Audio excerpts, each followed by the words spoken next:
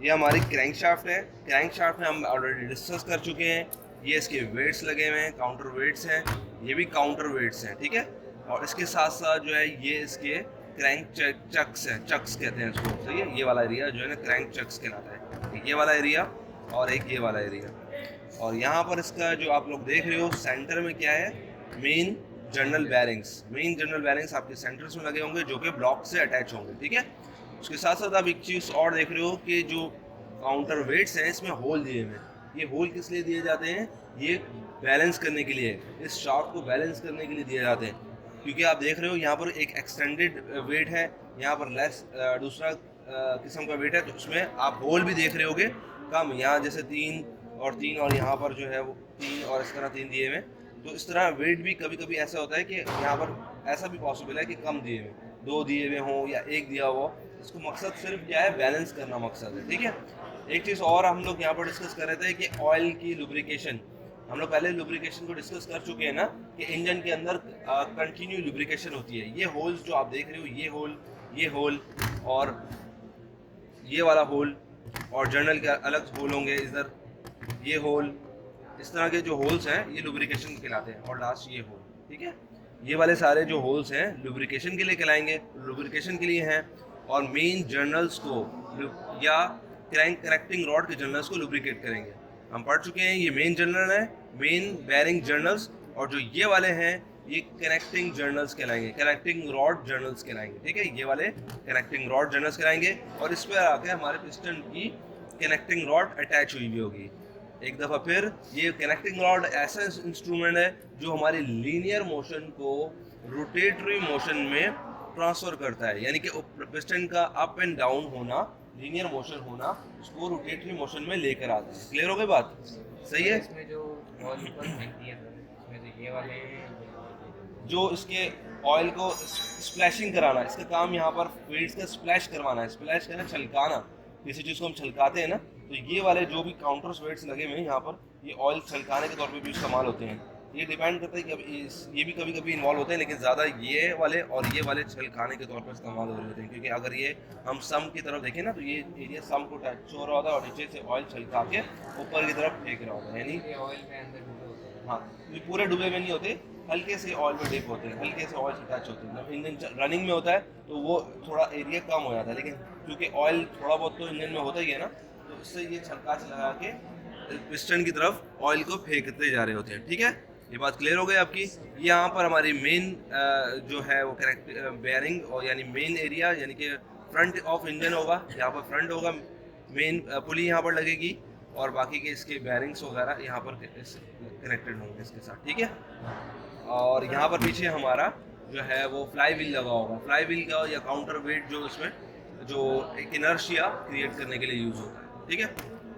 अगर हम इसकी विजुअल इंस्पेक्शन करेंगे, यानी हमारी क्रैंक शाफ्ट, इसमें क्या क्या प्रॉब्लम्स हो सकती हैं, क्या क्या नहीं हो सकती, तो सबसे पहले हम इस ब्लॉक पे लगा के, यानी इंजन ब्लॉक पे लगा के इसका रन आउट देखेंगे कि रन आउट कैसा है। और अगर रन आउट ओके है तो बाकी हम इस पर अपना डायल गेज स्पेशली हम लगा के इसका रन आउट देखेंगे। सेकंड, इसकी ये वाली मोशन जो कहलाती है लेटरल मोशन कहलाती है, ये मोशन भी चेक करेंगे, और ये भी हम इसे डायल गेज से ही चेक करेंगे, ठीक है। उसके बाद हम इसके बैरिंग्स को देखेंगे, बैरिंग्स पे स्क्रैचेस नहीं होने चाहिए। हमारे इस तमाम जर्नल्स पे स्क्रैचेस बिल्कुल भी नहीं होने चाहिए, ठीक है।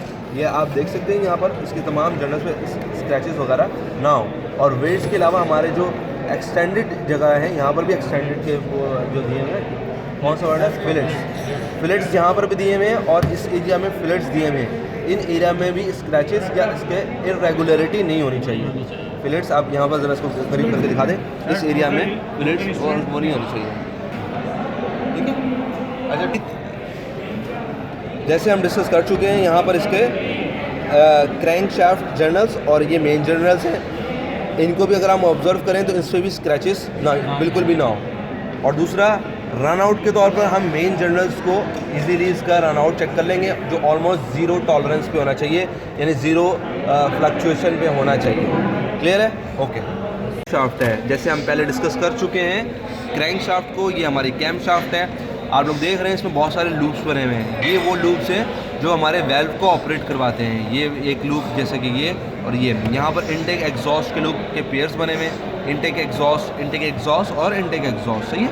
और ये हमारा वो एरिया है जो कि हमारे हेड के ऊपर माउंटेड करवाता है इस कैम शाफ्ट को। ये एरिया और ये एरिया। और ये जो गियर आप लोग देख रहे हैं, ये गियर दिए जाते हैं डिस्ट्रीब्यूटर को ऑपरेट कराने के लिए। डिस्ट्रीब्यूटर क्या करता है, हमारे इलेक्ट्रिक को डिस्ट्रीब्यूट करता है, यानी कि वो सारा इलेक्ट्रिकल इग्निशन सिस्टम तमाम चीज़ों को डिस्ट्रीब्यूट करता है, स्पार्क प्लग्स को वोल्टेज प्रोवाइड करता है, करेक्ट। तो इसके साथ साथ अगर आप गौर करें तो यहाँ पर एक कॉनिकल शेप की ग्लूब लगी हुई है, ये भी एक देखें तो कॉनिकल है। तो ये हमारा क्या चीज़ है जो ऑपरेट कराता है, ये हमारे फ्यूल पम्प को ऑपरेट करवा रहा है, सही है। हमारा फ्यूल पंप जो है वो इसकी मदद से ऑपरेट हो रहा है। फ्यूल पंप का लीवर इससे टच होता है, वो प्रेस होता है और फिर वो इस वाले एरिया पे आया तो अनटच हो जाता है, जिससे मदद से हमारा पंप ऑपरेट हो रहा होता है, वर्क कर रहा होता है। क्लियर हो गई बात।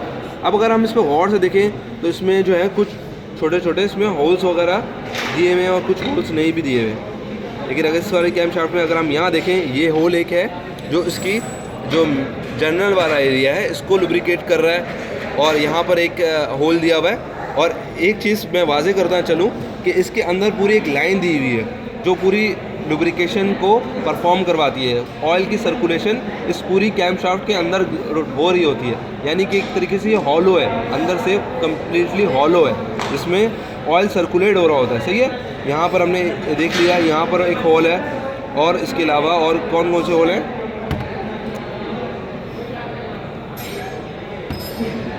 ठीक है। इसके अलावा इसमें और कोई होल नहीं है, मेन लुब्रिकेशन होल्स इसके यहीं पर ही हैं, ठीक है। जैसे जैसे सिलेंडर की बढ़ते जाएंगे, 6 सिलेंडर 4 सिलेंडर, इसमें होल ज़्यादा होते चले जाएंगे, लुब्रिकेशन की ज़रूरत ज़्यादा बढ़ती रहेगी, ठीक है। और इसी तरीके से आप देख रहे हैं कि यही हमारे जो क्रैंक शाफ्ट की टाइमिंग को, वेल्व की ऑपरेशन और क्लोजिंग की टाइमिंग को जो है वो डिस्क्राइब कर रही होती है और उसका फैसला ले रही होती है, सही है। उसको सारा डिसीजन जो है ये लूप्स ही ले रहे होते हैं, ठीक है। बस इनफ है।